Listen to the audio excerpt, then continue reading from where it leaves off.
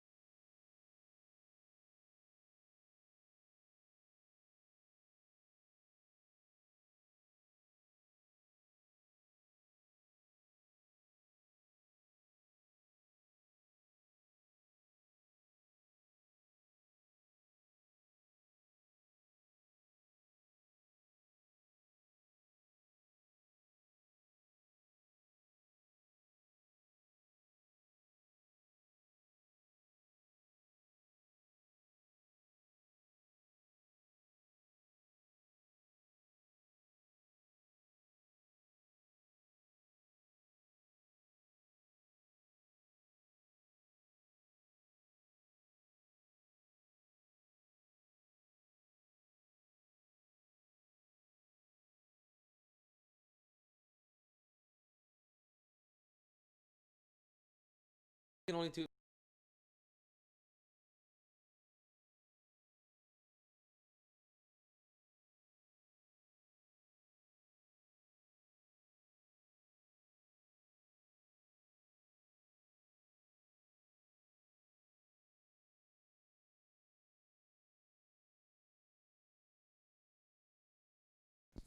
Okay, guys, what's up, guys? Today is another edition of Jackal's Corner. But before we get into it with the bands, let me give a few shout outs to 5 by 5 Brewery for sponsoring us with this delicious alcoholic beverage. Also to Concert Culture for providing us with all the things we need to have the sound that we get. Snack Attack for providing us with our original Jackal's Corner shirts and our Jackal's Corner masks. Um, and to Motor Ramen out in Mission, Texas. Actually, right there by 5 by 5 Brewery in the Mission Food Park. You guys go on out there. If you guys aren't doing anything tonight, it's a little late on it, but still get your butts out there to 5 by 5. They're doing some awesome shit tonight. They're doing a food drive for the less fortunate here in the RGV for Thanksgiving. So get your butts out there. I believe it's if you bring out 5 cans, they will give you a free glass of their newest beer that is coming out today. And I believe I can't remember the name of it right at this moment, but it is at believe a 10% alcohol volume. So No más. that is a good thing, man. Take 5 cans out there and you get your fucking balls lifted. So yeah, and you did a good thing. You helped somebody who's in need, and right now we all need to come together and be there for each other, especially with all the shit we've been going through since 2020 started. We need to come together and help each other out. So get your asses out there and drop some stuff off, even if you're just going to take it and dropping off. Just give to somebody, man. With that, let's get right into this podcast. So I am welcoming Mars Overdrive to the show tonight. So guys, go ahead and fill the guys in with who you guys are, and yeah, let's go with that. We are Mars OverDrive. Thank you. Good night. That's it. There you go. And we're done. And Thank simple, you. simple. Thank you for inviting us, Steven. My name's Hugo. I play bass. My name's Marcelino Farias, and I play guitar. And we're one member short. We're missing Orlando Guerra, otherwise known as Nano, our, Oh, our drummer. And, well, not only our drummer, but our fellow songwriter as well. So he's not with us today. He had to take care of some things. So it's just going to be me and Hugo today. And, yes, as you were saying, 5 by 5 they make great beer, and the service is great. The people there are great. What they do is great. Not only having their own beer, but it's more than that, man. The atmosphere there Yep. is great, and not only do they have the great beer, they have great atmosphere, but, like they're really pushing bands, live music. Yes. It's a live music venue as well. So It is. I my hats off to everybody out there, working the counter to pulling the levers behind the curtains, man. They do a really good job. So if you ain't never been to 5 by 5 in Mission, you got to go, definitely. Definitely. Definitely. George.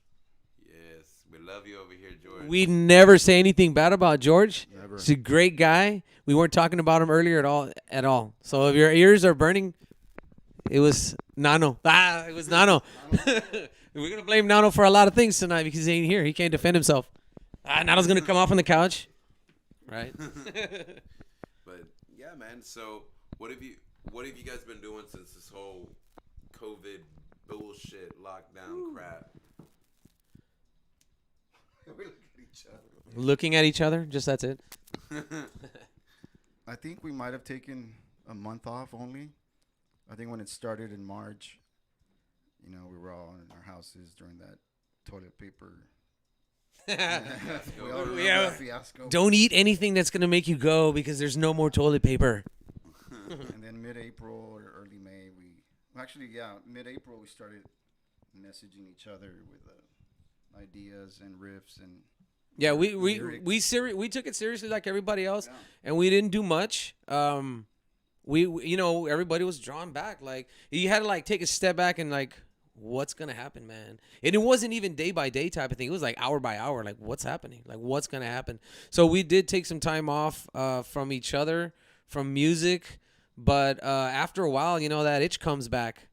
You know, and me personally, I did a little bit more songwriting, and what I wanted to do is when I'm usually songwriting, like I always grab my acoustic, and they start on acoustic, and then they'll go off from there. What I did during this quarantine is I figured, you know what, I'm bringing my amp in. You know, like when I pick up an instrument, I don't want it to be acoustic. I want to see what happens if I bring in my, you know, my small Mesa Boogie and get the electric guitars, and I set it all up, and the cables were plugged in, and so, you know, I can just reach over and flip the switch, and so the songwriting kept going, and a lot of it was more on the electric side, which does make a small difference. You can always get acoustic orientated written music and like kind of beef it up a little bit, but there's something about picking up an electric, you know, and just slamming on it, and it's already got power to it, you know. And so so some of the songs that we started working on are a little bit more on the electric, heavier, not, I don't say heavier, but they have a more, I guess, aggressive sound to it. And also for like every 5 ideas I was coming up with, this guy had 50. I was coming up with 10. This guy had 100. It's like, dude, come on, man. There's something It was about pretty awesome stuff. Yeah, there's, you know what? Actually, when I put it down on paper, it ended up being like 30 songs out of like 50 that were something that I think I was, I guess I felt strongly enough to show them to the band. Yeah. Like, so there's a lot of stuff. I mean, but it's like doodling, you know, like you draw something, it's like, yeah, you'll draw like 50 things, and then out of the 50, there's actually like 5 of them that are like, damn, these are pretty cool. I want to show these to somebody. Absolutely. So like there was during this quarantine, like you said, to go back to the original question, it's still been songwriting, you know, songwriting. Like I said, I gave these guys maybe like, there's like a list of 30 songs that that I feel that like we can work on these. And out of the 30, I showed them like 5 or 6. Yeah. And so at this point, we have maybe like 5 songs, brand new songs that we've maybe played one of them twice. No, 2 of them we've played twice. So we got like third album. I don't know, like we got almost Probably half of the album. yeah. Yeah, so we've been keeping busy with the songwriting part. Maybe not getting together as much, you know, because you know you never know, and you still want to respect what's going on out there. Yeah. You know what I mean? You still want to respect that, but at the same time you still want to live life a little bit, and I mean, the good thing is that we practice in his garage, and we're like 10 feet apart. Yeah. And it's like 140 degrees. I mean, it's killing everything. It's killing us. It's like, I don't know how we survive in there. So we've been keeping busy. So songwriting it's still strong. I believe. And lose weight at the same time. There you go, man. And that's the thing, is that this has really put a big weight on a lot of people in the music scene. A lot of people. It's hard for them to do much with it. And then you have places like Facebook where they were able to do live music, but now they can't even fucking do that because Facebook is just like, you can't do it now. Period. They don't want it on there. They're like, nope. I didn't know that. Yeah, they Really? yeah, like even like when one of the bands that came on Monodyssey came on here, and we uploaded it on Facebook, and they deleted all the music parts out of it. The YouTube version has it, but when it was on Monodyssey's, they took it out and said because of copyright infringement. I was like, how the fuck is it copyright infringement when the fucking band is literally right here saying play my fucking music? That's pretty much the approval you need. Right. I wasn't aware of that. Wow. Yeah, it originally started out that it was just gonna be DJ music, and then DJs got pissed off about it, so they were like, "Fuck it, all music, fuck it. If you don't have copyright, then you can't play it."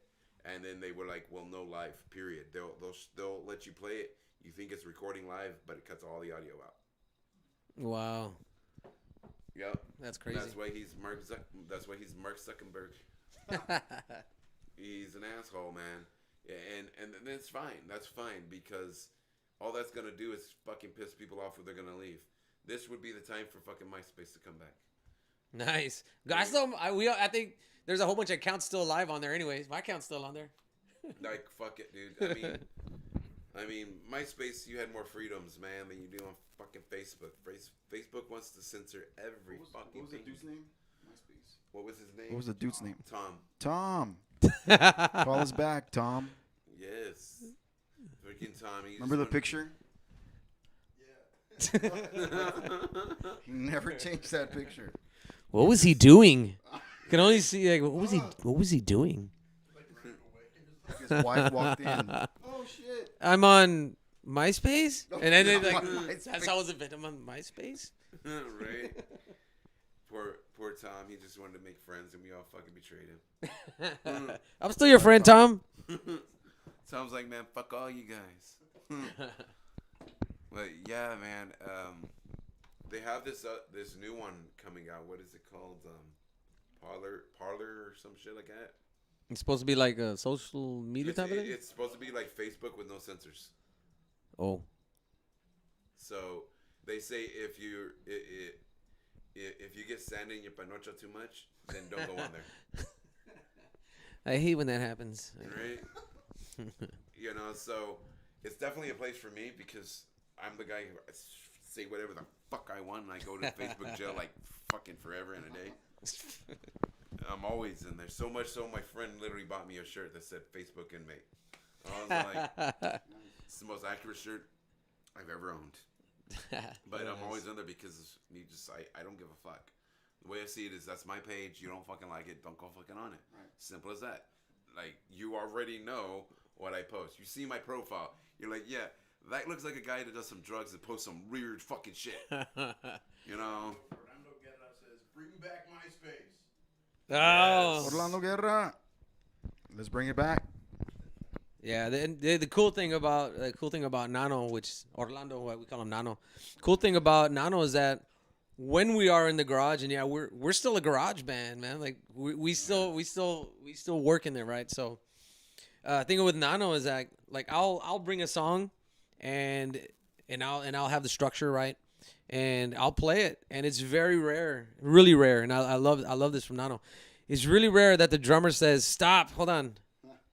Why are you repeating the verse? Like, you already did that. And you know what? The chorus, you already did it once. Why are you doing it twice as long? Yep. You know? So I'm like, yes. A contributing voice to what we're doing, like our craft. Absolutely. It's not just one person. Like, kind of like when you were in school and like you had like 5 people and you're supposed to be the narrator. You're supposed to do drawing. No one does shit, right? You end up doing all the work. Like, fuck, nobody else is helping me. I'm gonna fucking do everything.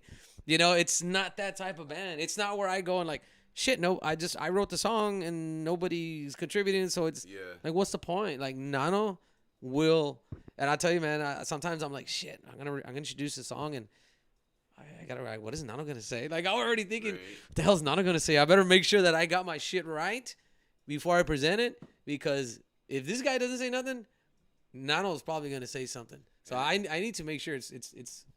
I tell Nano, hey. Hey, Nano, whatever he says, just disagree with him. You know, and then that's a good thing is bands that work like that. I've had a couple bands on here who've talked to me about they work like that, and I think it's a great thing. I remember back in the day when I was first starting being in bands and stuff like that, it was like people would all my bandmates would be like, well, you're the vocalist, you're the front man, it's up to you. And I'm like, the fuck you talking about? What the Shake your shit, bro. You know what to do. What was your first band? My very first band was this crappy ass fucking band. Everybody's first band was crappy ass. No, this band was really fucking crappy because like I was really into it, and then the 3 other members in my band were like fucking crackheads. They didn't ever know what the fuck they were doing. Ever. Austin or here? No, it was actually when I lived in California. Oh, shoot. Okay. Yeah. You know, California and their crackheads, boy. And You can't swing a dead cat around there without hitting a crackhead. It was Anyways. fucking crazy with these guys, but these guys, they were the type that when we were in the garage jamming out, perfect. Get on stage, Motherfuckers, it's like they just fucking just stepped on stage and joined the band right then. First time. And every single time I'm like, what the fuck? And then finally I figured it out. I'm like, what the fuck? And they were like, oh, bro, it's because we shut up heroin. before we got Oh on the man. stage. And I was like, okay, so it's going to work like this. If you want to shoot up heroin, you're not in this band. If you want to play music, you can be in this fucking band. You want to smoke weed? I don't give a fuck. Get high as fuck. I don't care. You want to drink? Drink your fucking booze. But you're obviously not going to do that because you can't do both. They're like, fucking Lane Staley fucking does it. And he can fucking do it. That's the thing. He can do heroin, get on stage, and fucking rock that fucking show. There's a difference between that and you totally forgetting everything you just fucking practiced. I was like, totally different. I said, that and he makes millions of dollars. We don't even make 25. Big difference. Fucking cunts. But How do you afford the heroin? those guys would do it because they came from rich mommy and daddies. They had their little mommy and daddy trust funds, and that's when I came to the conclusion I will. They're never, obviously not ever- from the valley. right. I was like, I will never ever jam with another person who has a trust fund. Fuck that shit. Them spoiled little cunts. Hey, it's like if from what I hear, Keith Richards left hard drugs when he finally he chose music over that. Yeah. Like that was his decision. Is like I can't do what I love to do something to do drugs. Like I mean I'm talking to hardcores. I'm not talking. I mean he's like the hard stuff. If I could have sworn I'm paraphrasing and everything, but I remember hearing in an interview where he's like I stopped because it got in the way of what I love to do, music. Yeah. Like it got in the way. Like I couldn't do both, and I chose one or the other, and I chose music. Yep. I thought it was like really. Oh, that's fucking amazing. And there's so many musicians who do that. Freaking Nikki Sixx of Motley Crue. He kicked heroin like that. You should read the book Heroin Diaries. It'll blow your fucking mind. And it's such a great book. I read it twice. Yeah, it's such a great book. And I love Nikki Sixx. He is one of my favorite musicians because to kick heroin, that is hard.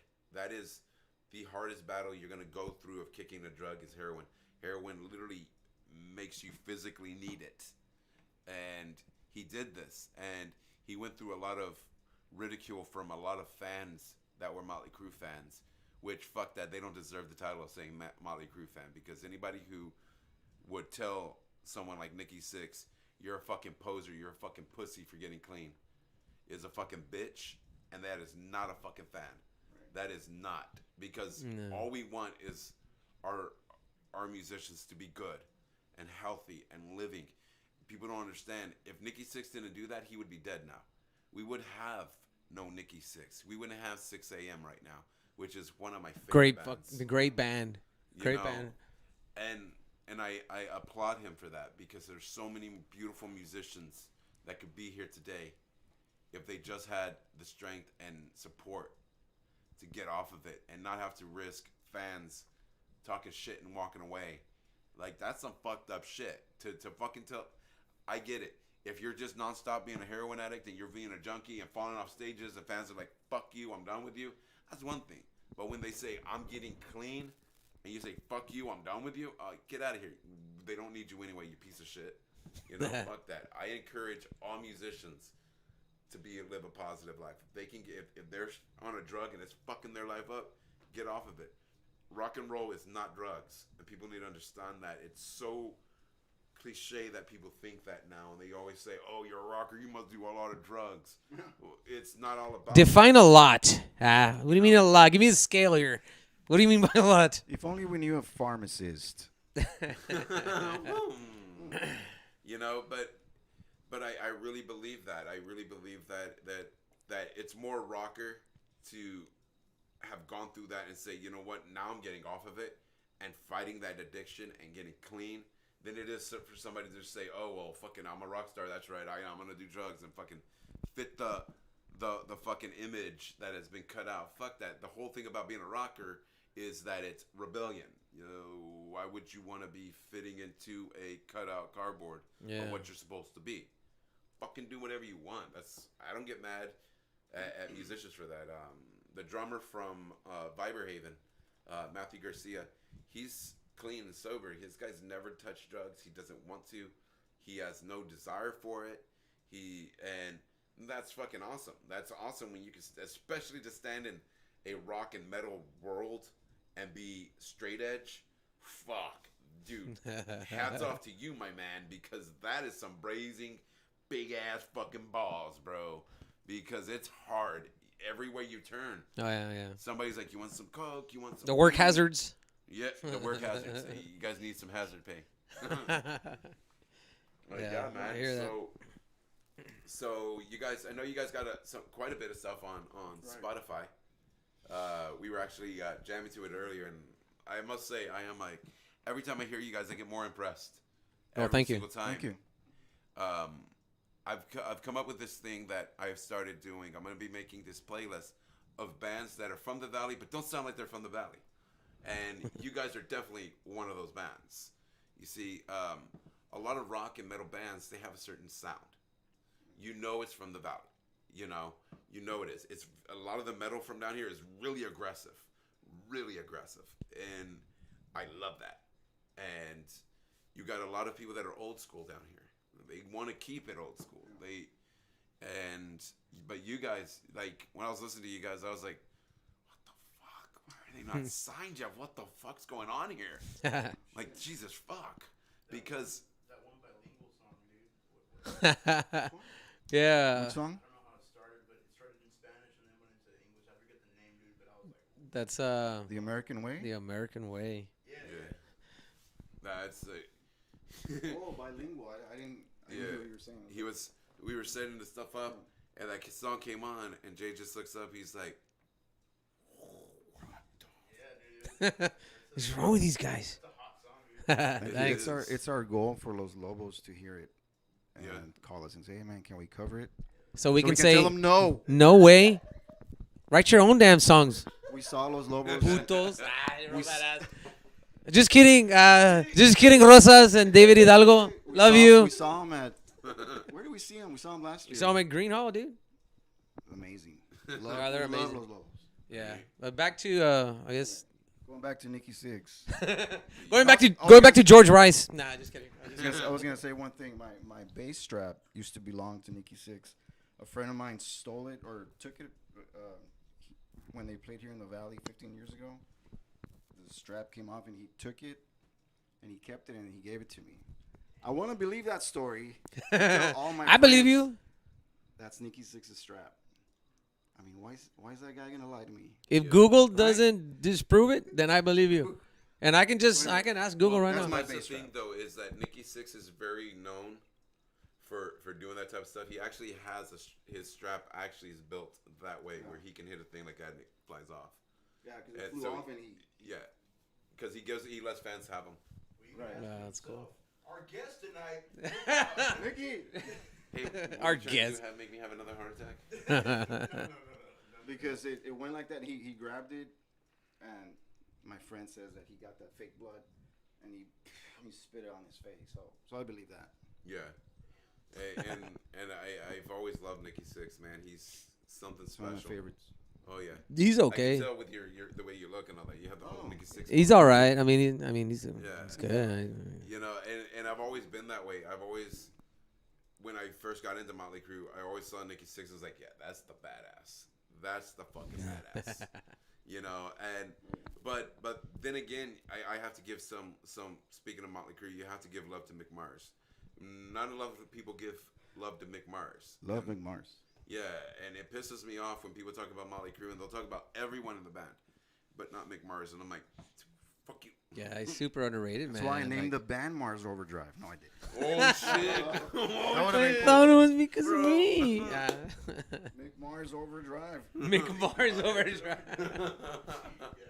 Thanks a lot, Oh, bruh. His name's Marcelino, so we call him Mars. Yeah, some shit like that. I don't want to talk to you no more. He's like, I'm gonna block you off for like at least 5 minutes. but yeah, man. I actually really started getting more into you guys from the Benavides family. They were some of the. Oh ones that my were telling me God. about you guys. Mingo. That guy's Ooh. amazing, man. he makes like simple people like us feel super special, man. If you're out there, dude, you make us feel special. And I mean, I know that you don't only do it to us, you do it to a lot of local bands, and a lot of those local bands need it. Like we need it because I mean, for the most part, we're trying to play our own stuff. Like we're exposing ourselves when we play original music here in the Valley, and it's not Tejano, and it's not Conjunto. We're playing rock and roll music, and we're completely exposing ourselves. We're like, hey, this is me, and if nobody claps, you're like, shit. Damn it! Like, and then when the Benavides family comes out and gives so much love to like bands, and you can see that he's super, like he means that shit. It's genuine. yeah. He's not like blowing smoke up nobody else. It's super genuine, and you're like, he's wearing my shirt. I'm like, oh, he's wearing my shirt, cool or he's thing- talking about my band. Makes you feel freaking great, The man. really cool thing is that it's him, his wife, and Yeah. It's not a one man show. Like it's me, my wife, my kid. Like super awesome. I love those guys because you see, for a long time it was pretty much like me in the scene, just loving on all these bands and buying all the merch and posting it everywhere. And then I met Mingo and his family, and I was like, fuck yes, I got someone to high five now. It's Virtual not me high by five. myself. I can high five now. fuck yes. and I love those guys. And like I tell Mingo, I mean, I see his daughter as my sister. I'm like, dude, you're my sis, man. And she'll talk to me about stuff like that. She'll be like, hey, big bro, going through this. What's up? Can you help me through this stuff? And I'm like, fuck yeah, because good people are rare. Especially finding good, real people. That's fucking rare as fuck. Oh, yeah. And that is one of the most amazing families I've ever met. And I tell them all the time, that's fucking awesome that you're bringing your daughter out here and teaching her about support to local music and fall in love with music like this. That's fucking cool because a lot of girls her age are not doing that. They're running around being hoochie mamas and all that shit and skanking up the town. She's going to shows and supporting local music, and it's not a front with her. She's just as much in love with it as her dad is, because she'll post it all over the stuff too, and like boom, anytime you see her local band shirt and like bam, and that's cool because that's the next generation. That's the next wave that are going to be coming through. They're going to be making the decisions when we're old and we can't do nothing. Like they're the ones that are going to be pulling the levers and making decisions, man. So you got to make sure you raise them right. I mean, no doubt about that. But they're super awesome. I have two boys. They're teenagers now, and they're like, Dad, we don't like, the top 40. They love classic rock. They love 90s, 70s. They love the Beatles. So I was like, I did something. You need to talk to them. My Something's wife wrong and with I them. did something. You better punish them. No, just kidding. Take their phones away from them, Hugo. Come on. Dude, and that's good that they are that way. Like, I've met friends of mine. I'll be hanging with them, and they'll be like, "Yeah, she's jamming her new favorite stuff." I'm like, "What's she listening to?" They're like, "Oh, Nicki Minaj." All that. I was like, "You better fucking correct that. What the fuck are you doing?" As mean as this is, some of the stuff I don't even. It's hard to refer to it as music. Like I don't. Yeah. Like you don't call it music. Like, what are you listening to? Like, I don't even call it music. Dude. I'm being an ass, man. But I'll tell you what. Like, that's what happens when you're raised right. Damn it. Like, we were raised with no internet, so you wanted to hear good music. Your buddies had it. I remember in junior high. Let's see what. Maybe in the late '80s, in junior high, no internet, right? No internet.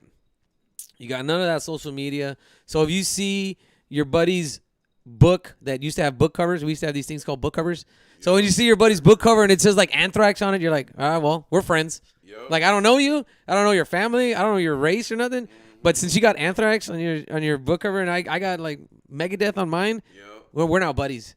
So like. Do the book covers inside out. So Yep, that's what I was going to say. Turn them inside out, man. So, that's the way we were raised, right? Like, if we heard new music. If you heard new music, it wasn't on the radio. It was, hey, I got this cassette from my brother, my bigger brother. Like all the stuff that I heard from my buddies in junior high came from their brothers. Not Wham. Wham's badass. Well, a little bit. Well, Wham is badass. I'll give you that. Wham is badass. He's cool. Well, we didn't grow up listening to Wham. Yeah, Wham is badass because it's George Michael. And George Michael's a fucking pimp. Amazing. I'm gonna tell you that. See, everybody says, "Oh, this person's a badass fucking metalhead rocker, so rebellious." Man, you don't get worse than George Michael. George Michael fucking tried to have a cop suck his dick in a fucking public bathroom. Like, you don't get more fucking outrageous than that, dude. Yeah, Like, there's different levels of like rock and roll. Like I can listen to the heavy stuff, man. I'll be like, damn, that rocks. And then I'll listen to like a Paul Simon song, and I'm like, God damn, that rocks. Yeah. Like I can. There's different. Like if it rocks, man. It has no genre, I guess, parameters. It's Nah. is it fucking good? It fucking rocks. Yeah, that's Oh, it. That's the way I am. If it moves my soul, I'm like, fuck yeah, that rocks, dude. And I'll fucking listen to it forever. You know, one thing like Boy George. Oh my god, dude, this guy, holy fuck. People used to say, oh, you wimpy little guy, whatever. Blah, blah, blah. This fucking He's a guy. great songwriter. Yes, he is. And this guy, holy shit, he literally called the cops to tell them that somebody stole his drugs. Straight up. Sir. Nano stole my drugs. Called the cops and was like, somebody broke in my house and stole my drugs. And I was like, when I was watching that as a kid on the news, it's like, man, that's fucking badass. Like, what the fuck, man? That's some good drugs you took. Call the cops over it. Can you describe the individual? All right. Right. But yeah, man, back then there was so much good music, and back then you can actually turn the radio on and there was good music on the radio. Yeah, you couldn't keep up with that. It was good. I often talk about like when I first discovered music. You know, you're in junior high. It's a real special age because you're coming into like what you think you are, and you're like trying to find like things that like this is who I am now. Like, Yeah. you know, I did this when I was in elementary, and I thought this was cool. Now I'm in junior high, and now I know who I am. And then you like music comes in, and you're like, okay, this is who I'm gonna define myself. These bands right here define who I am and what I stand for. And I think that was a super special moment. Or a time period growing up listening to music because there's no internet, you know. And dude, I tell this story a lot. If you wanted I'm just gonna throw out a name. Like, let's say you wanted a Slayer shirt. This is what you had to do. You had to go fucking buy a magazine. You had to find in there where you can order the shirts. Yeah, and then you had to fill out the information. Yeah. And then you had to tear it out, and you had to ask your mom, like, do you have a stamp, an envelope? And then you send it out, and you had to wait 5 to 7 business days. And then when it got there, no shit, it was longer. And then when it got in, it fucking sure didn't fit you anyways, but you still wore it. It was all big and shit. You didn't give a fuck. It was like Slayer, you know. Now you can go to Hot Topic and you can get whatever the hell you want. Hell, you can probably go to HEB Plus and get a AC/DC shirt. Yeah, dude, You know, we had to work for our shit, man. Oh, hell yeah, dude. You have to order the stuff from rockabilly.com and all that. Rockabilly, the magazine. You could order the magazine, and it would send the magazine, and you could just go through it. That's what I want to order, and then fill all that shit. Oh, fuck that anyways. You know, Later on that band. the coolest shirt was it yesterday? I saw it online. It was a picture of Hanson With Nirvana? with Nirvana. I ordered it. You have it? Not yet. I just ordered it. I had to. I saw it. I was like, bro, I wanna get this that. That's is great. funny. Yo, so Eduardo Sanchez is asking Google, when is Spare Tire getting back together? The only spare tire is right here, man. La Panza. Spare Tire. That was our second band Weren't you you were a George Michael's cover band in the form of Wham or something like that? in the 80s. Oh no, that was Billy Joel.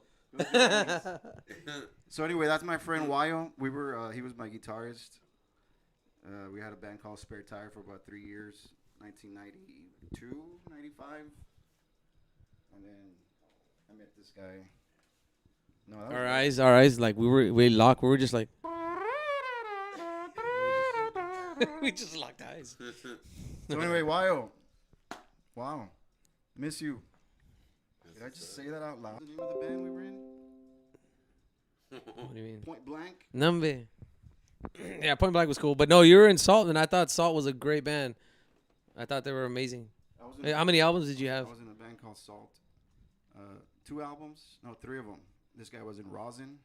We used to play together all over the valley. With Tragic Comic. And Psycho Plague. Oh man, those were really fun days, fun years. That's pretty cool, man. It was super awesome. Late 90s. Yeah. So like yeah, even trying to build a scene. I remember when I was in junior high. No, when I was in high school, a freshman, the only place to go see shows would be Trenton Point. You know, you go see Confused and the Fart Blossoms. I mean, I don't know. Oh, that's it, man. You know, you would Ink Bag, Rumpelstiltskin, Jive, the Flower Bangs, Galaxy Overdose. These man, like I would just wait till Friday. Brown Sabbath. I just make that up. You know, you had to go to those places if you wanted to see live music. You were in Austin then, right? In the 90s? Yeah. No, in the 90s, actually, no. In the 90s, I was in California. I didn't move down here until like late 90s, early 2000s. I moved to Austin. So we were playing already. Yeah. Yeah, we were playing at that time. Rick Sosa says, please describe your influences from Mallet Head. Is that a personal joke? That's an inside joke. Rick, talking about Mallet Head. Well, go ahead, dude. We're all. Just say Back in something. the day, Thank you, La Plaza Mall, there was a music land, Camelot music. dude. You're rich. I only went to El Centro. Whatever, go for it. Oh, anyway. I don't know what year it was, 91, 92. We found this tape, this band called Mallet Head. And we just, it was just like a $2.99 tape. We bought it and we listened to the whole thing. And to this day, we're like, Mallet Head. Badass band. Thanks, Rick. Mallet You can Head. look it up. There was a. Mallet Head. It was like this one time I was hanging out with my homeboy Angel Trevino down here. He was in a band called Below the Grave, and we were hanging at his house and we were high as fuck, dude. We were so fucking high that day, and he's like, "Bro, fucking hungry." I'm like, "I'm fucking hungry too. Let's make something to eat." And he's like, "Fuck yeah, what goes good with Slayer?" Because that's what we were jamming to. And I was Like it's a side dish. I'm having some Slayer. What do we put on the side? I was like, I don't know, bro. But then we asked me that. He was like, I got ramen.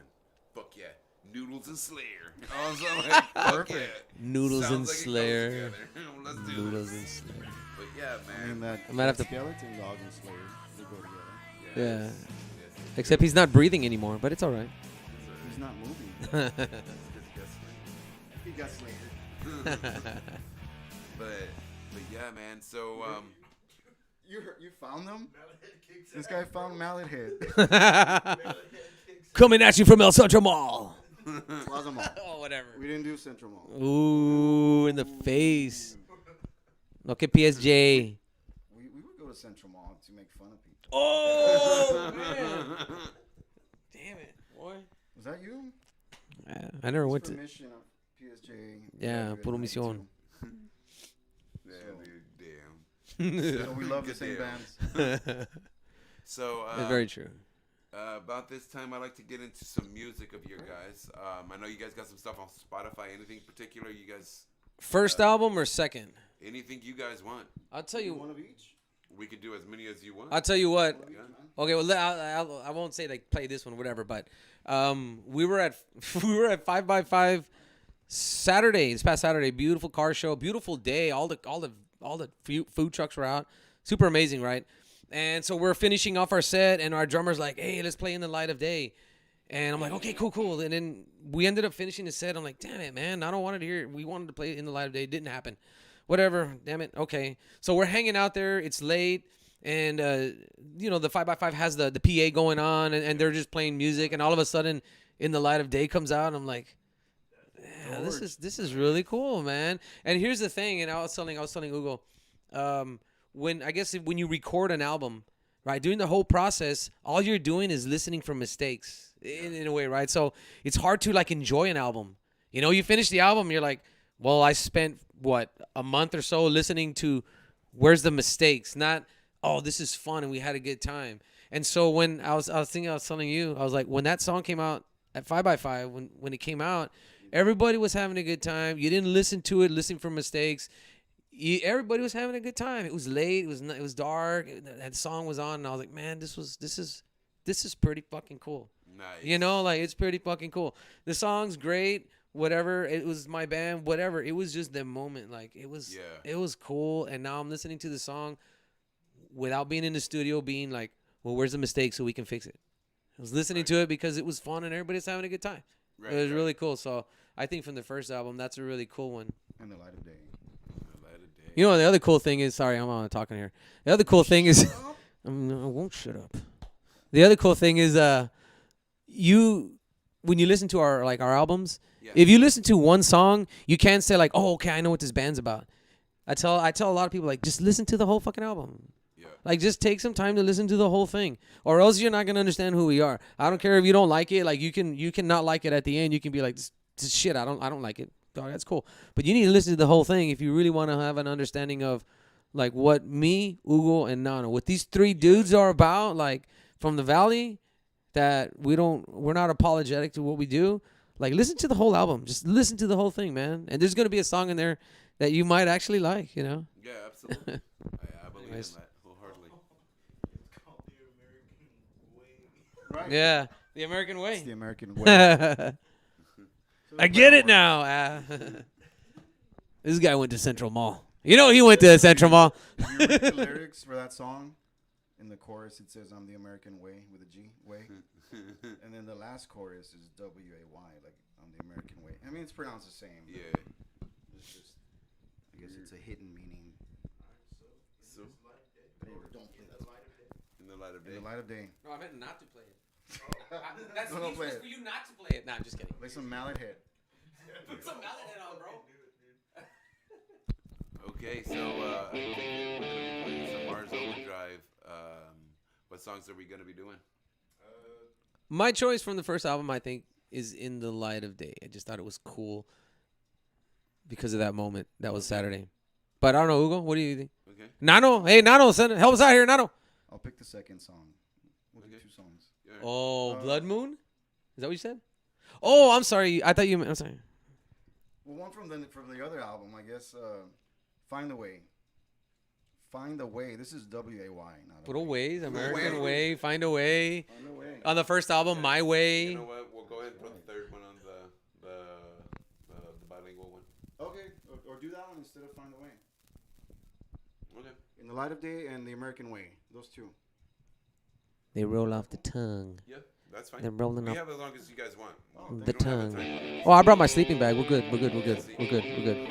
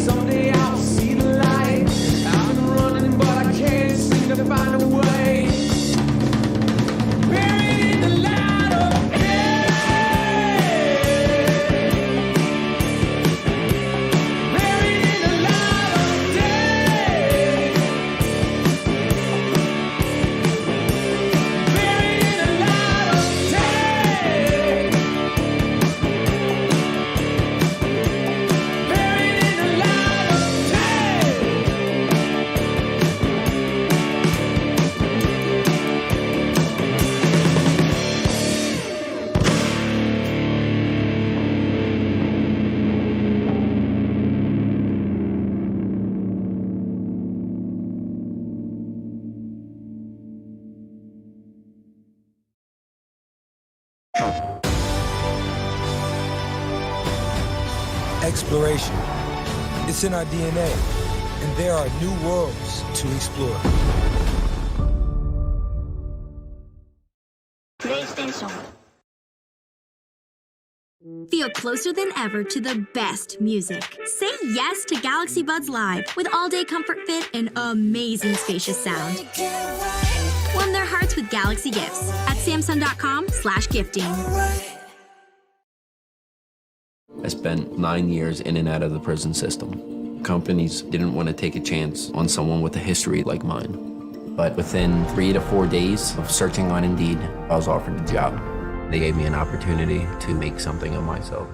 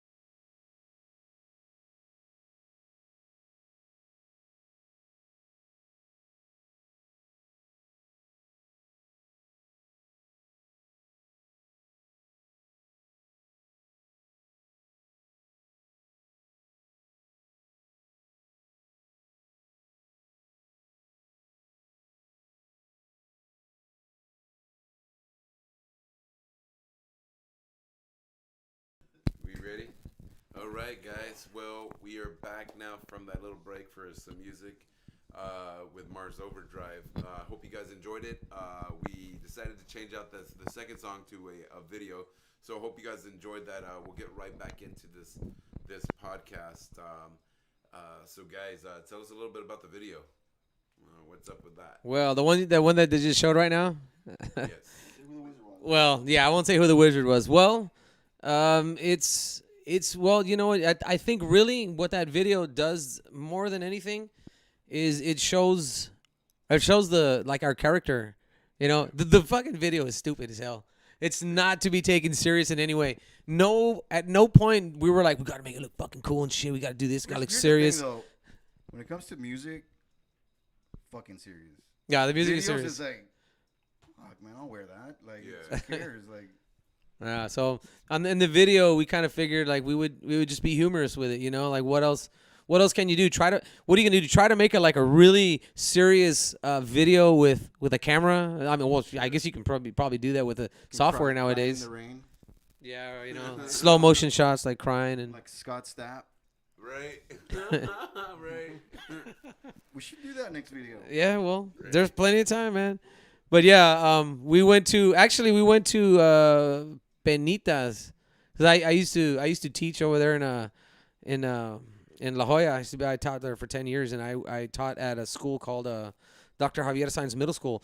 Dr. Javier Sainz Middle School is on 7 Mile Line when it turns into a dirt road. Like right before it turns into a dirt road, we were way out there, and I was like, man, we can go out here and do a video. So we went out there and did it. And there's a wizard in there that grants us a one wish because, yeah, the wizard that grants us one wish, and you know, it's just us having a good time. To be honest with you, like it's hard part of that video was getting the cars to go in reverse.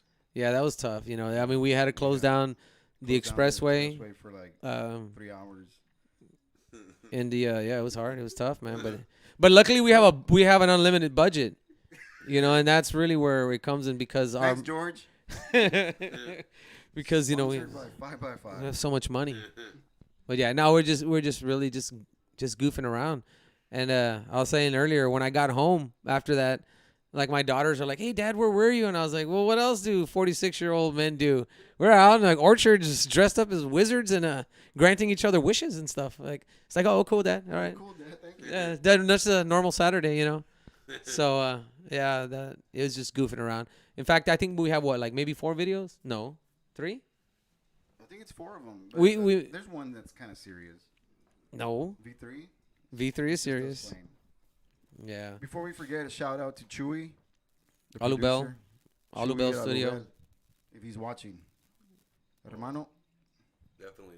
And from what I've heard of y'all stuff, I mean, it's really put together really well. It was really, you could tell that you've taken time to do this right. I meet a lot of bands who they'll hand me their copy of their album, and you could tell they just threw that together. You can tell. And especially when you see them live and you see them just fucking knock it out of the park, and then on the album it's like, wait a minute, it's supposed to be the opposite way because you've got all this stuff exposed to you that you can just make it sound good. You know, when you go to a studio, that's supposed to be like badass, and then when you do live, you're like, I don't know if it's gonna be good. Yeah. You know, but I've met bands like that are fucking amazing live, and then they would go into the studio and their album just is total shit. You know, and I think a lot of people have this mentality that, oh, we're in the studio, we got to rush. But fuck that, man. Take your time with it because that's your image, that's your name, and when people hear that, people aren't going to be into seeing you live if you sound like shit on a fucking studio album. Your album's gonna speak for you when you're dead and gone. Absolutely. Like it's all you got when you're gone. You know, so yeah. Absolutely. We do try our best. Again, we've done both of them at Alubel Studio, and you know, and we're just trying to put something down. You know, we're trying to get something down. Geez, I don't know where I'm going with that. That's it. Well, then there you go. We're just trying to get something done. You know, like we need to have something. Well, in my opinion, I would like for, you know, my kids or you know, to be able to pull down a CD and say like, hey, this is my dad. Check it out. Like he's got like 5 or 6 albums here. Like, what do you want to hear? I'll show you a song from my dad's band, when I'm dead and gone, it would be nice to have something behind, something, and not just something behind, but something that when you listen to, you're like, damn, like that.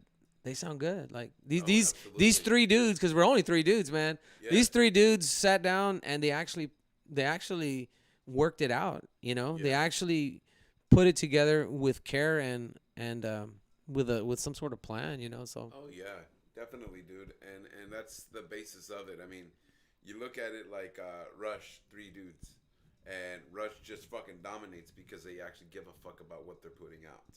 It's not, let's go Rush and let's just throw an album out there and just to stay relevant. It's, we're going to take our time, because what's the point of being relevant if your shit is crap, if that's what people are talking about?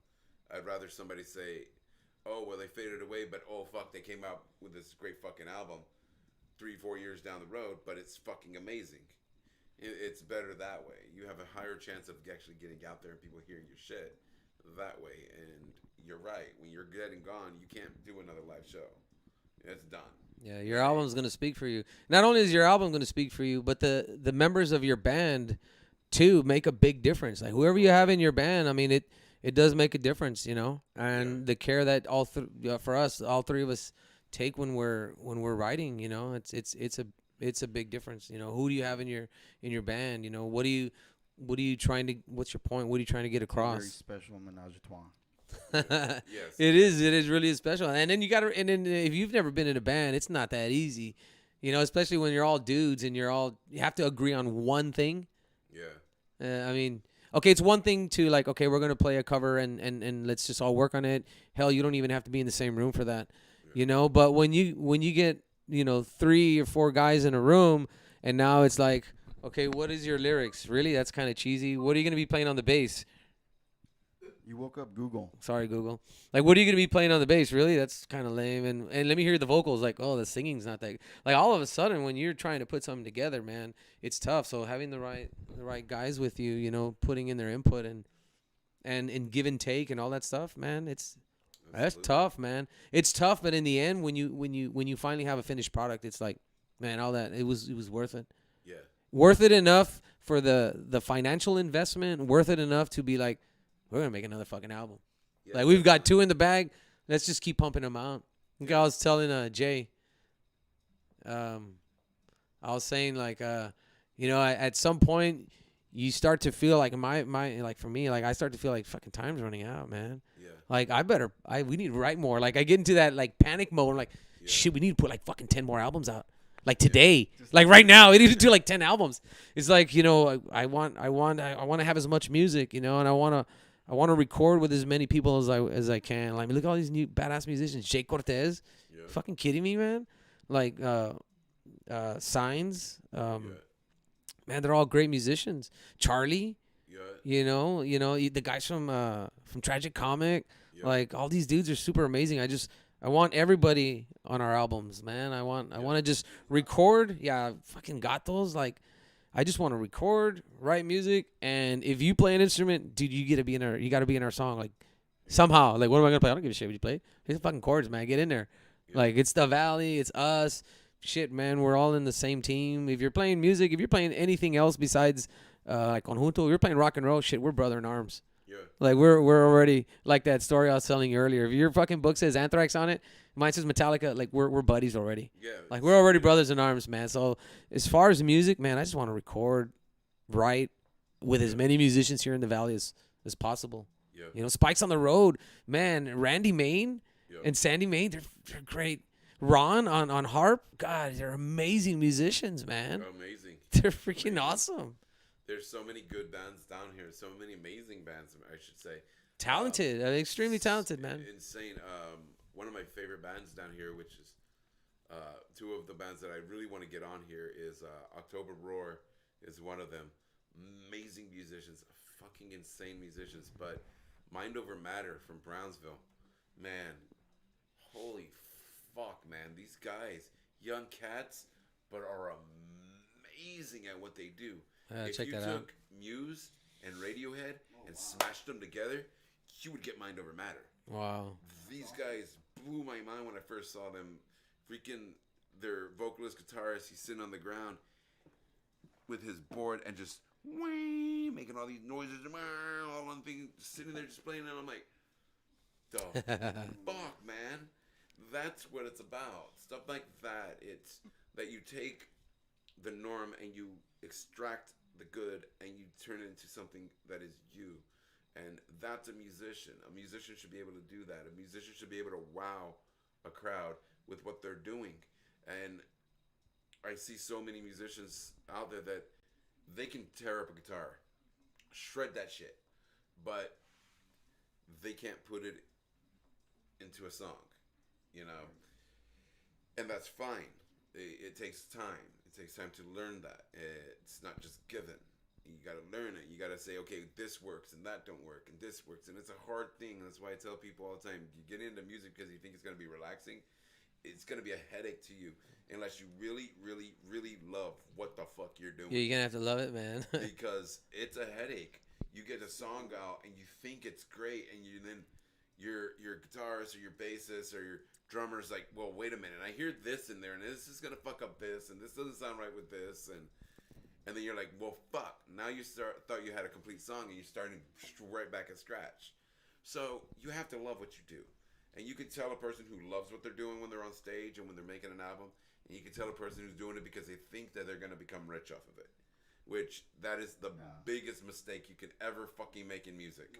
Yeah. And shit, and in our age, come on, man. We're old, man. You know, so being able to play like our stuff and just do it here in the Valley, you know, it'd be nice to have a little bit more, but shit, we're playing for friends and family, man, and not strangers for the most part. Yeah. You know, and those who are strangers end up becoming friends if they see us several times, and you know we get to talk to them. But really, like just being able to play our music here in the Valley, shit. I mean, that's fun in itself. Yeah, of course. Like it'd be awesome if there was some checks coming in, right? But obviously, yeah. But you know, no, I don't think at any point when we were young did we say like, man, we're gonna become famous. It was like, man, music is the best thing. You know what? Shit, I'm gonna buy an instrument, and then you're like, you playing your instrument, whatever instrument that may be, and you're like, fuck, this is great. Like this is so fun. Like, you know. One thing I'll say, like when people say, "Is that your hobby?" It drives me crazy. Like this is not a hobby. Like no, go fishing on the weekends. That's a hobby. I mean, we've been doing this for 30 years. Yeah. It's not a hobby. Like, don't ever call it a hobby. Nah. Don't call it a hobby. Right? Yeah, I've never gotten that either. White people say that. I'm like, what the fuck? Oh, because you get paid, it's not a hobby now? No, fuck you. Like, this is, for people like us who we just love music, this is life. Yeah, this it's is part our of you. life. It's who you are. Everything to us. You know, and a lot of people don't get that, but when you put it in that context, when I first got with my wife, she was always with that. Like, she didn't get it, you know? But now she sees it. Like, I wake up first thing in the morning and music's playing. I go to bed, music's playing. I love music. I have to be around it every chance I get. It was why I created this, was because I was like, look, I got diagnosed with illnesses that tell me I can never be on stage again because my heart's so weak. If I get too excited, I can have a heart attack and lose my life. So I said, what's the next thing I could do to still have this? And that's to create this. I may not be able to go on stages anymore, but you guys can. And I can give you guys that outlet to get you guys out there and get people to know who Martyrs OverDrive is on a personal level, compared on just saying, oh, well, they write all this music. Okay, well, there's some people out there that say, oh, you know what? I've been through those struggles before. I get that. I feel that. I'm going to go check them out because that person gets me, you know, and then they fall in love with the music. And that's the best fan, the one that really falls in love with the music because they relate to it, you know. So that's what the whole driving force of this is. And that's why I tell musicians, you guys got as long as you want. If you guys want to end it at 9, we'll end it at 9. You want to go longer? We'll go longer. It doesn't matter to me. We really appreciate what you're doing, man. That means a lot. Yes, sir. Other than Mingo, dude, you're up there, man, supporting local. Yeah, it'd be nice if there was. It'd be nice if there was more venues, but I think it also stems from maybe musicians that are a little weary with. I mean, it's not easy going out there and writing your own stuff and putting it out there. It's really tough, you know. But I think if you had more out there doing it, maybe venues wouldn't have a choice. You know, you got to get it out there. But you know, it's me, just me talking. But there's so many great musicians out there. I think the Valley has not only beautiful people, great people, but shit talented people, man. I mean, don't be afraid to show who you are. I mean, you're exposing yourself out there. And there's times where we play our shit and hey, nobody clapping. You know, like damn, I put my heart on that. It's tough, but you know what? In the end, here's what it comes down to. And it may sound a little selfish. Here's what it comes down to. And I even tell my students, you know, they're upcoming musicians. I tell them the same thing too. I go, when I play music, I'm not playing. Hopefully none of the fans get mad. I'm not playing for the fans. I'm playing for Hugo and I'm playing for Nano. I'm playing for my band. Yeah. If my band is not happy, then like it's not fun. Like what we didn't do, right? So I got to make sure that what I'm doing is Hugo's having a great time, and if I got to make sure that whatever I'm doing, I look back, Nano's on the drums and he's in the and he's having a good time. Fun, it's a fun night. Yeah, I got to make sure that my band is happy. I play for these guys. Right, and they're happy. And if that chemistry is going, and if my bass player's happy, and my drummer's like, shit, yeah, this is going down, then the byproduct of that is going to be the fucking audience is going to be having a good time too. Absolutely. You know what I mean?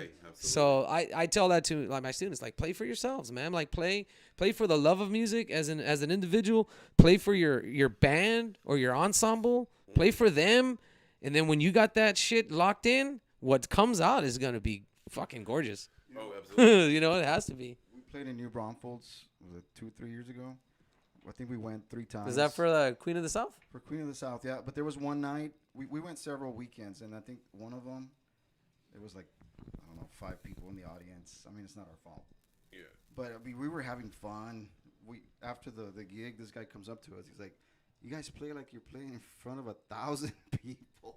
I'm like, this is what he's saying. Like, we're having fun. Yeah.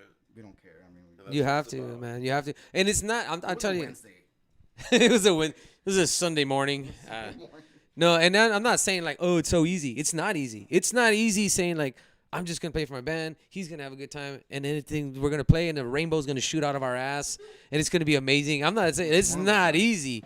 You know what I mean? It's not easy. But if you can find that spot, if you truly love what you're doing and whatever craft it is, right? If you truly love what you're doing, and you really pay into that during the moment, then you'll get lost in there, and when you're done, you're like, wow, that was great. Even if like one person's clapping, which usually this is like one person clapping, it doesn't matter because you went to that place with your band. Yeah, absolutely. You know, and that, man, are you kidding me, man?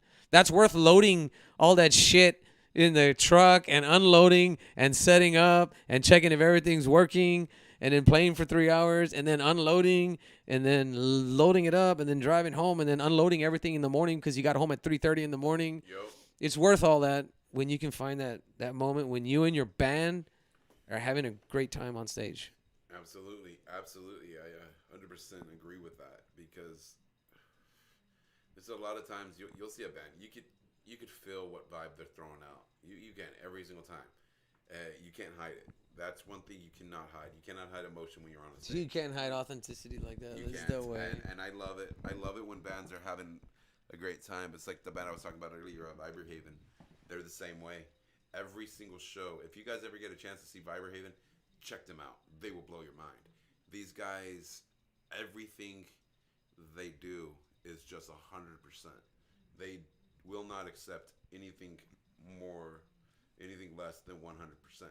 Period. They don't give a fuck if they're covering a song, if they're doing original. It's 100%, and they put on amazing shows. When their bassist, Cali Crusher, when they're playing, he has a wireless, so he'll get off stage and go through the crowd and fucking play with the crowd. And their guitarist Tommy, he does the same thing. He has his wireless, and he'll go into the crowd and they'll battle against each other and stuff like that. And I'm like, see, that's what it's about, you know.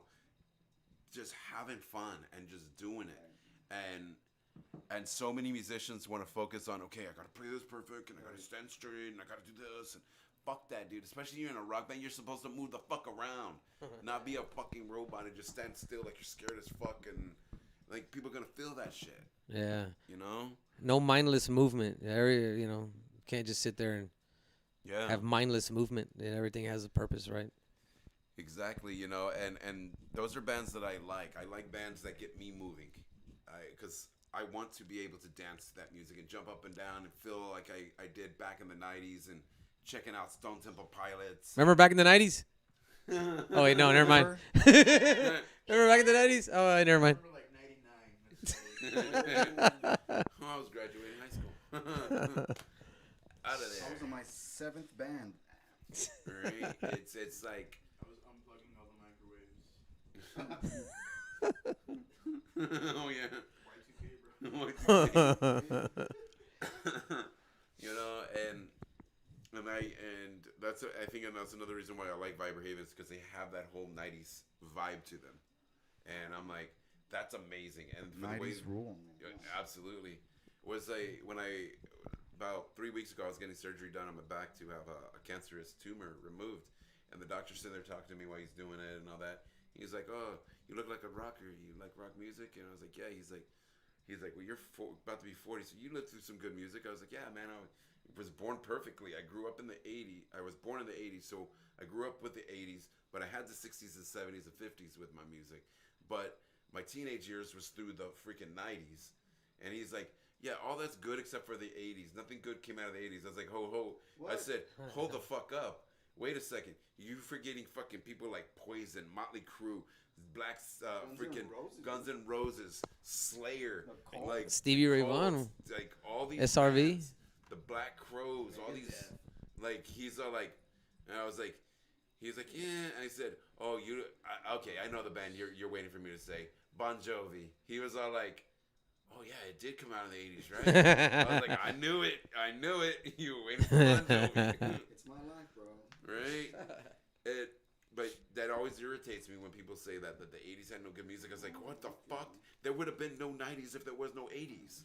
Yeah, it was a good follow up, man. Like, come on, man. You know, and like I'll give Nirvana credit where credit is due. They are one of the bands that single-handedly destroyed the fucking hair bands. No doubt about it. Nevermind album came out and it just. But if it wasn't for those hair bands, they wouldn't have nothing to like fight against, right? It was a perfect blend. It was. It was this perfect blend back and forth, and I don't know about now, but Nah, fuck that. there's not much. Well, you know what? Here's one thing about today's music. I say this often. There's really not any good music on the radio. All right, let's just say in general, like there's nothing good on the radio. Fine, if you want good music, you got to go find it, which is what we had to do when we were kids. We could, if you wanted, if you knew who like Black Sabbath was in the '80s, oh shit, you had to dig deep for that one. Oh, yeah. You know, if you knew who like Megadeth and now they're big names. Back then they were not fucking big names. No, they weren't. You know what I mean? So it's almost like the same thing. If you want it, just like back then, there was no internet, no social media. If you wanted to hear shit like that, you got to get with your buddies. Somebody has to bring a cassette. I mean, it was a lot of work, like just to get like shit. Dude, I fucking got this cassette from my brother. If he fucking finds out, I'm gonna get my ass kicked. But check it out. This is Black Sabbath. Right. Do you know what I mean? So So a copy of a copy of a copy. yeah. Tape to tape. Yeah, so nowadays, okay, fine, there's no good music on the radio. We can complain and bitch and be like, yeah, it sucks. Well, guess what? It's just like back when we were kids. You got to go look for it, man. Go find it because there's good shit out there. There's really good stuff out there. You got to go find it. And then when you do find it, you're like, ooh, nobody knows about this. Just like back in the days when I had a Black Sabbath cassette and nobody knew except that dude wearing the blue jean jacket and the way in the back. That guy knows. Oh, yeah. You know what I mean? So now you're finding these badass bands and they're like, ooh, nobody knows about this. And you can't buy this fucking shirt at fucking Hot Topic. This band, like nobody knows. So you're back to, okay, fine. There's not that much good shit on the radio. Fine, go look for it. And when you do find it, it's like back in the days, man. It's like your little treasure. Like, ooh, this is my band, man. Definitely. So there's that little mystique to it, I guess, for today's. Absolutely. I was talking to some of my younger friends about they're like, man, you don't even understand. They're like, he's like, the way we handle things with love is so much better than the way y'all did. I said, bro, you don't understand that for shit, because you don't understand back in the day where we used to have to sit up late at night when they play the love songs and sit there with your fucking record. Two fingers, man, come on, man. Fucking my making fingers a are cramping. fucking mixtape for your fucking chick that you fucking dug and all that shit, man. Come on, man. Or you'd make the requests, Yeah. and they would come on the radio. You know, like they don't understand that was real shit. We didn't just go send fucking nudes and shit and be like, this is me liking you. You know, we didn't have that shit. You know, it was like, come on, man. It was just a different time. You had to go under the mattress. Right? It was different. It was different, man. And now that's why I tell them, man, you guys got it so easy being young, man. You got everything at the tip of your fingers, literally. Anything you want. Like back in the day, having to sit there waiting at midnight watching the TV with a fuzzy screen, and you're like, oh fuck, that's a tit. You know? Ah, no, it's just an elbow. God dang it. Fuck. You know? You're like, it's a tit. Oh, wait, but it's a dude. Ah, hell, I'll take whatever. I'll take what I can get, man. I'll tell you what I can get right now. You know, but it's just so weird how things have changed, and I think a lot of people take music for granted because of that, because they can just and hear whatever the fuck they want to hear. It wasn't like it was back when we were younger, where we literally had to dig and find this stuff, go to fucking music shops, and I don't mean a fucking selling instrument music shop to people that are listening too young. I mean an actual fucking record shop where we would go in and you just have to through all the stuff and find random stuff and be like, oh, this is fucking might be a fucking good album. Let me check them out. And it was a lot of trial and error back then. But we had great music, and I loved it back then. Now it's really hard for me to find music that I like. You know, one person I'm really getting into right now is the chick I have hanging up there, Tash Sultana. Dude, oh man, first time I heard her, I was just like sold. Like, holy fuck. This chick is a one-woman band. No one's in her band. She plays guitar, drums, bass, trumpet, saxophone, keyboard, freaking beatboxes while she's singing, like all this shit. I'm just like, oh fuck. That's cool. You know, she's one of those musicians. You see her and you're like, why the fuck do I even play? The fuck, man. See, that's what I mean. You find them, and like I never heard of them. Like I've never heard of her, and so there you go. You go digging like we had to dig back in the day. So that part of it is cool, you know, because you know you can actually show somebody, like I can actually show like some of my band members, like, check out this band, they're awesome, and they've never heard it. Why? Because it ain't on the radio, man. You're not gonna find it on the radio, and it's good stuff. So. And I think that's one of the reasons I love local music so much, is because I've always been that guy. I've always loved the stuff that you had to search for and find, and the precious jewels in that mix, and oh yeah, and I love that. And one thing I feel bad for younger guys is that they're never gonna get to have that joy of going to a music shop and buying that album and opening it up, and that smell. There you go, that fucking smell. They need to make that a cologne already for us. Old fuckers. Love that smell. Yeah, it's so beautiful. And getting to read the lyrics and seeing all the artwork that was in it, and really immersing yourself. That's what this guy does, man. He does all the artwork. He does all the artwork for the albums, for the little booklet. I think both albums that we do have out do come with a booklet, right? Yeah, they do. Both of them come with a booklet, and everything in there is either a picture that I took with my phone, or it's a animation, or I don't know what you call it, illustration that Hugo did. You know, even the first album, I thought the first album cover was super cool, man. Can we show it? Yeah, absolutely. Let's do it. Oh, it's already. Oh yeah. Okay, so you can take it away with your artwork right here. Well, I was just telling them. Cool, that's enough. So and then we were like, no, I'm just kidding. I was telling Steven that I'm also an illustrator on the side, and I do stuff like this. I have my own book. I don't know if you can show the book. Yeah, absolutely. I have a book called All You Need Is Ink. You can buy online. Go to nowherevalley.com. It's got the link. Yes. I'm working on a second book at the moment. Definitely. So we got both of these from them. Yeah, the top one, that rooster, is from the first album. But I mean, look at that rooster. I mean, I think it's really cool, and not just because this guy's a member of my band and he's a good friend. I think that looks super cool, man. I was super proud when that came out. I mean, I was showing it to everybody. You know, I think it's super cool. I mean, look at that rooster. I mean, that rooster looks super cool. Yeah, I thought it was cool. And you know, there are certain there's a couple of hidden things in there. There's something from Flash Gordon in there. Oh yeah, Flash Gordon. There's something from Flash Gordon in there.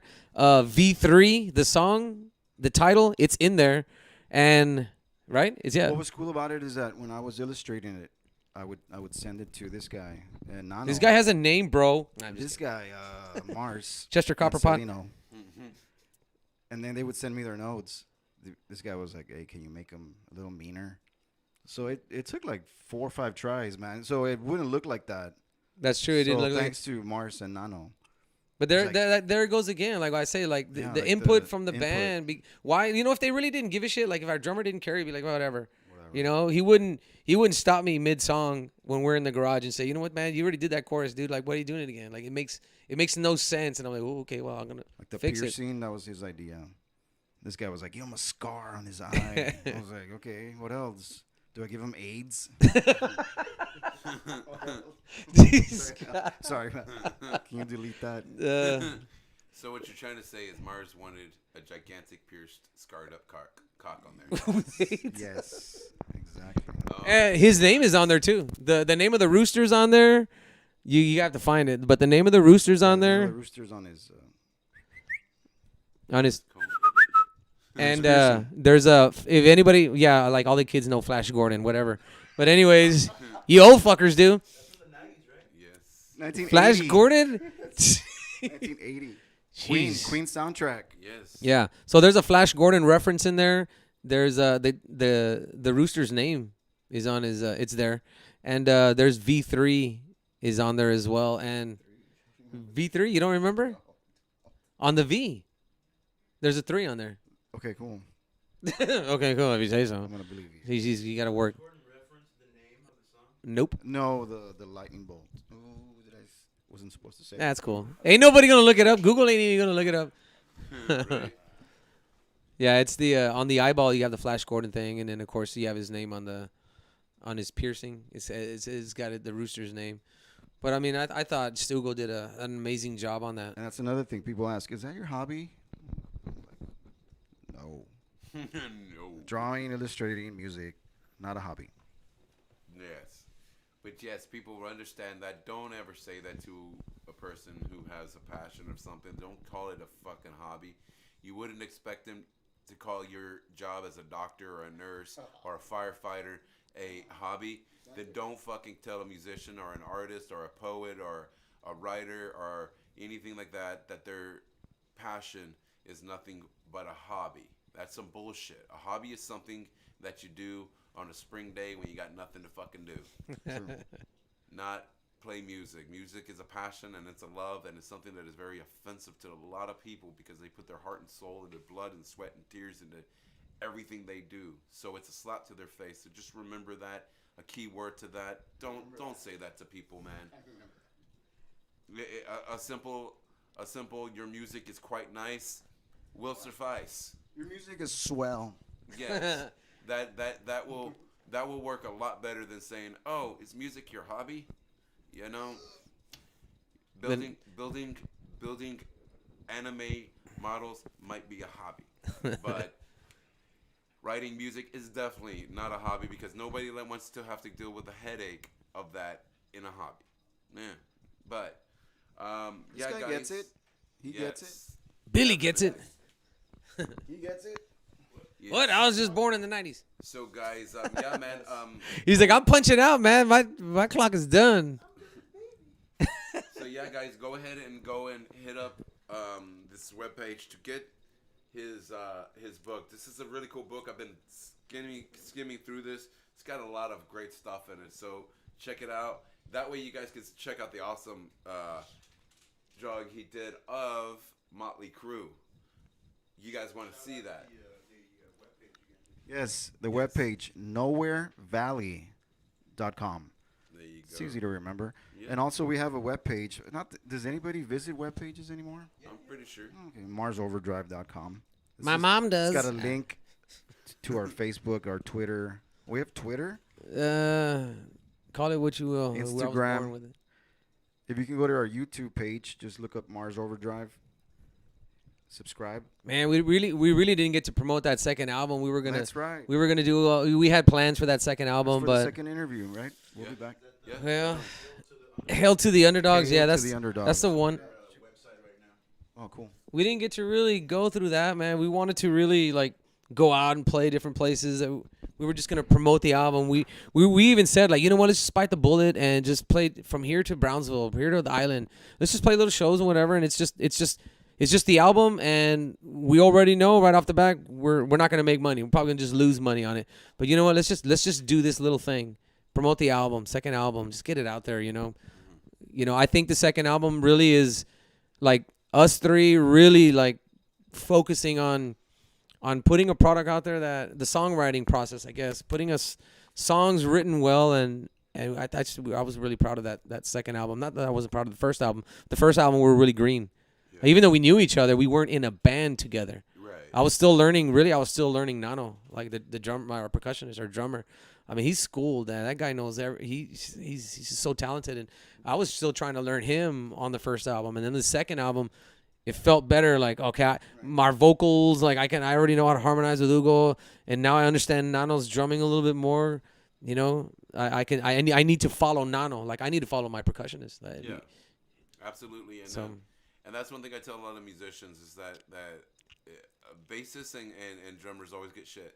That they're the weak link of the band, but they are the backbone. They are the everything to that band. Right? Yeah. Like to see you play a whole entire show without your bassist or drummer, Yeah. or then fuck up on your beat. That's gonna fuck you up singing and playing your guitar every single time.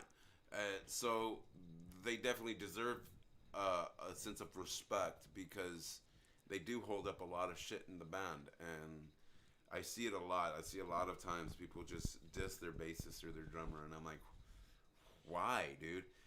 Or people say, oh, you play, oh, you're in a band? Yeah, what do you play? Bass. Oh, okay. That's lame. I'm like, okay, do you understand that bass is probably one of the coolest instruments of it all? Because you can't have ass. You can't spell bass without ass, you know? Yeah, so at the end of the day, He's got a lot of ass.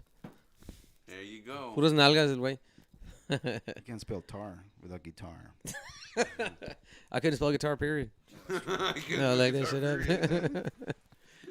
But yeah, I really like, and some of the shows that we do, the reason we're like able to control, I guess, like sound is because Nano, our drummer, man, he's super controlled. He knows exactly when to play loud. He knows when to play soft. Like he's not a one trick pony, man. Come on out, guys. It's not there. He's not a one trick pony, man. And so I've had people come up to me like, "Oh, you sounded so great." I was like, "That's because of my drummer, man. Like he's controlled.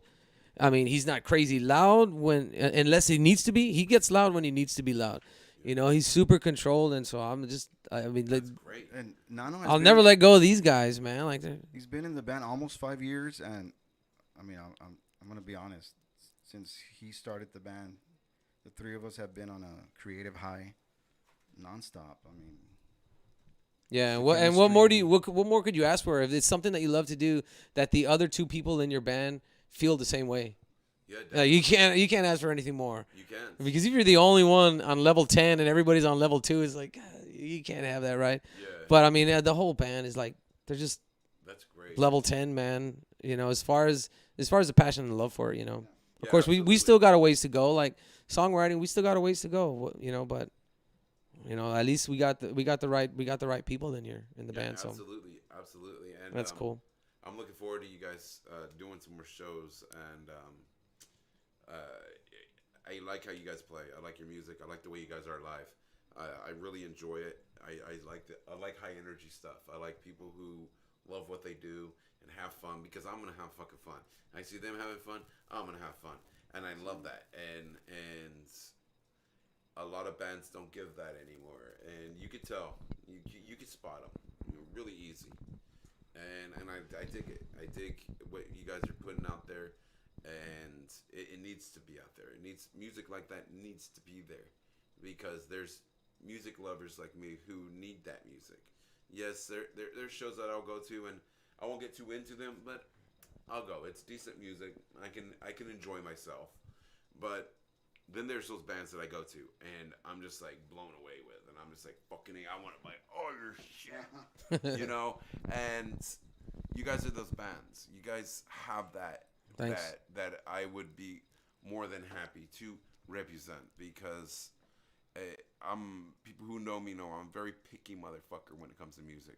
I am very picky. I will tell a person if they're like, "Oh, bro, listen to this band. It's my favorite band ever." I'll be like, "Bro, you have shitty taste in music." Like, that's how I am. Dad, you got like your mom. Mom, come on. My wife gets pissed with me all the time because she listens to straight up country. That's what she listens to. So she'll show me her stuff. She'll be like, "Babe, listen to this," and I'm like, "Man, your music sucks," you know.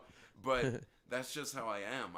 I'm one of those who I'm very picky about my music, and if it doesn't fucking suit me, I'm not gonna sit here and blow smoke up your ass and tell you, "Oh, fuck it, hey, I love your music, what you listen to, and what you play," and I'll be like, "It fucking sucks," you know. And That shit gave me a rash. right? and I've met local bands that I go see, and they're like, "Hey, bro, what did you think?" And I was like, "Yeah, you know, I'd rather go see Justin Bieber." Yeah, just saying. Hanson Nirvana. Right, Hanson Nirvana. Hanson kicks ass. Yeah, I've always, well, man, thank you and respect, you know, Thank to you so all much, man. respect to all musicians that are out here. Yeah. You know, if you're picking up an instrument and you're playing rock and roll music, Yeah. respect, man. Whether it's Uh-oh. Yo, Nano just said y'all have a Christmas song with Wally Gonzalez? yeah, we do. We do. Yeah, we have a man. Christmas song with Wally Gonzalez, man. Can you believe that? You can find that on YouTube. Go to Yeah, our YouTube we also. page. It's called Sunny Christmas Day. Yeah. We made a, well, here's what it came down to. We were going to play Ranch House or somewhere, right? And we were like, okay, we got to learn a Christmas song. And we're like, dude, why don't we do what we always do? Let's just write one. So, all right, here we go. And we just wrote it. Like right there, I just wrote it, you know? We just wrote it. And you know what? So we didn't take a lot of time doing it, but it was done with fun and intention. You know, we didn't spend a lot of time on it. But it was done with super fun and attention, and it was like, fuck it, man. Let's just write a Christmas song. So it's called Sunny Christmas Day. Man. You listen to the lyrics; it's super goofy, you know, but it's funny. And then the cherry on top was Wally Gonzalez, Palos. Not the originator, but his music, like, I love his. Dude, I got like 4 of his cassettes at home. I was like, Wally Gonzalez, let's do this. Everyone was La Casa Espantosa. Oh, bury me at Walmart. Or what? Bury me at Walmart. Oh my god, I love that guy. See, and that's the thing. Like, I just want to, you know, we just record with other musicians. I just read that and was like, wait, what? That's funny, man. Yeah, and then I complain to the guy, not complain, but I tell the guys, I'm like, shit, man. Like, out of all the original bands, you're either freaking hardcore or you're like Tejano. Like, where do we fit in it? Like, I try to find a spot. Because really, like, there's a lot of great, like I don't even know what genre that is, but like, you have to ask the listener. I mean, from your point of view, where do we?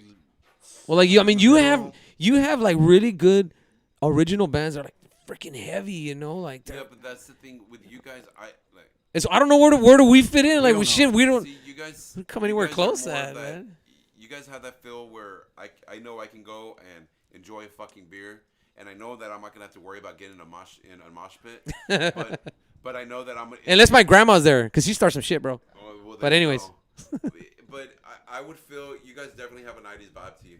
You could definitely feel that whole 90s vibe, but you could also feel that little bit of the 2000 feel to it. So it's fresh, but it still has that 90s vibe. You can go and enjoy the fucking show and not have to worry that you're going to get plowed into, you know? And that's what I like. I like shows like that. I mean, I can't get into mosh pits anymore. I have a defibrillator. Somebody can slam into me, they're going to get electrocuted, you know? Yeah, you know, so I don't think that they want to do that. So it's really tough for me. I love metal. Like, I fucking love metal shows. And I go to them, but people know me now there. And so they won't slam into me. I have had friends of mine fuck people up because they try to slam into me. And they're like, nah, fuck this dude. This guy's had 7 fucking heart attacks. He's had cancer, strokes. You gonna slam into him? Like, that's like slamming into your grandpa. What the fuck's wrong with you, you know? But I still miss it. I miss getting into mosh pits. I miss that part of the metal show. But now I've learned that I don't need that anymore. I enjoy it more standing back and just enjoying all those fucking vibes. Just Because the love is slamming me. still there. The love for Yeah. the music is still there. The physical contact, Yeah. but the love for the the love for the music is still there. The physical You know, contact. Exactly. But I'm over here trying to like, man, but where do we fit? Like as far as original bands, because I don't hear a lot of like the original bands that will do, I guess, like I guess what we do. Like I don't know. I mean I don't get out enough, but I hear like original bands out there, man. They're like either really crazy heavy, which is awesome. Again, I love music. I am a lover of music. I don't care what it is. Yeah. I mean, I passionately love music. I don't care what it is. And if it's original, if it's from the Valley, you already have my vote. Like there's Never High. Yeah. Never High, yeah. The style. I mean, it Yeah. fits. I think if they fit with us. I guess in this category, I guess if you like want to put it in a category, whatever, kind of there's not that many, There is not. unless like again you got to go digging for it. I'm sure there's. Yeah. And those are the best bands. So we're calling you out. Come out here and play too, man. Like play your stuff. Absolutely. And that's the thing, though. The best bands are the ones you have to search for.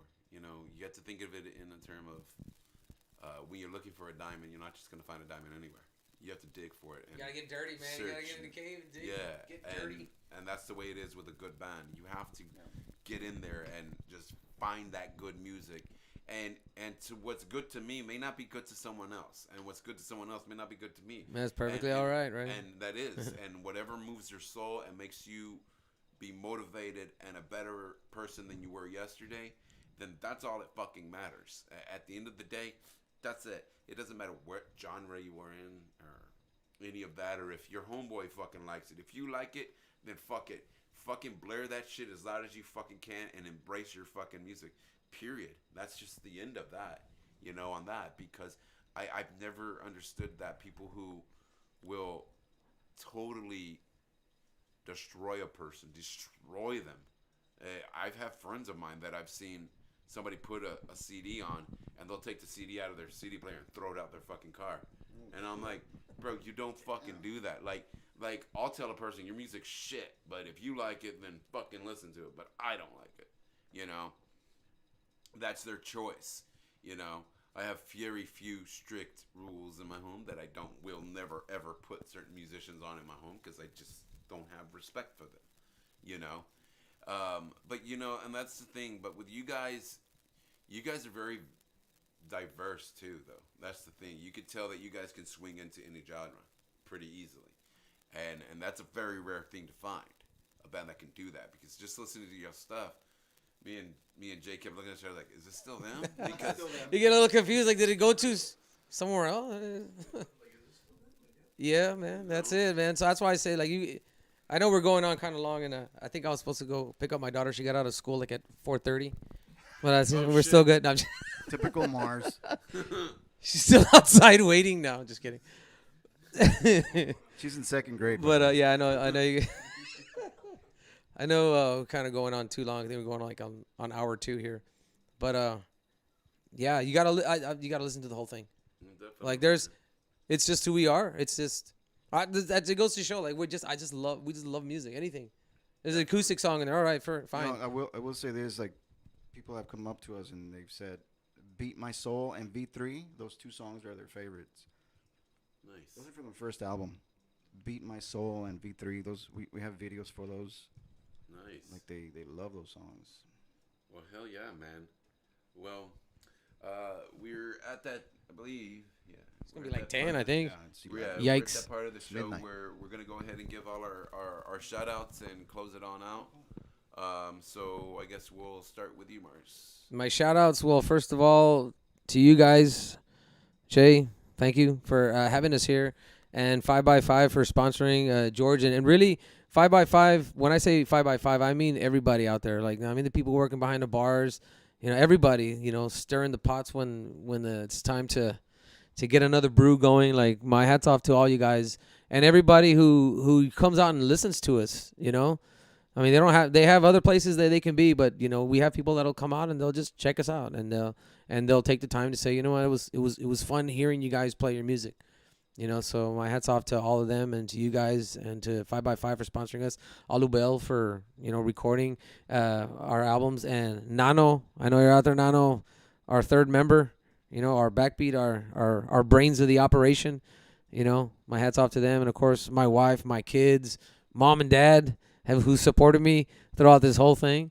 When I was in high school and we played Holy Wars in the Newhouse Gym in Mission High School back in like 91 or something. We played Holy Wars. My dad brought my amp. My dad was right there watching me play. My parents have always been big supporters. So my mom and dad, are you kidding me? Like I have all my equipment because of them. So my shout outs to all of them, my family, everybody. For now, I guess there's a whole list, but it's already like hour That's two. right, man. Shout out to his family, the same people you mentioned. Yeah, basically he mentioned everybody. Just to shout out to everybody, the local scene, anybody who's supporting. Thank you. And so let me give a shout out back out to 5x5 for hooking us up with this alcohol libations. Yo, George, bring another round. George. Oh, right. Knock on the door. Here you go, guys. My bad.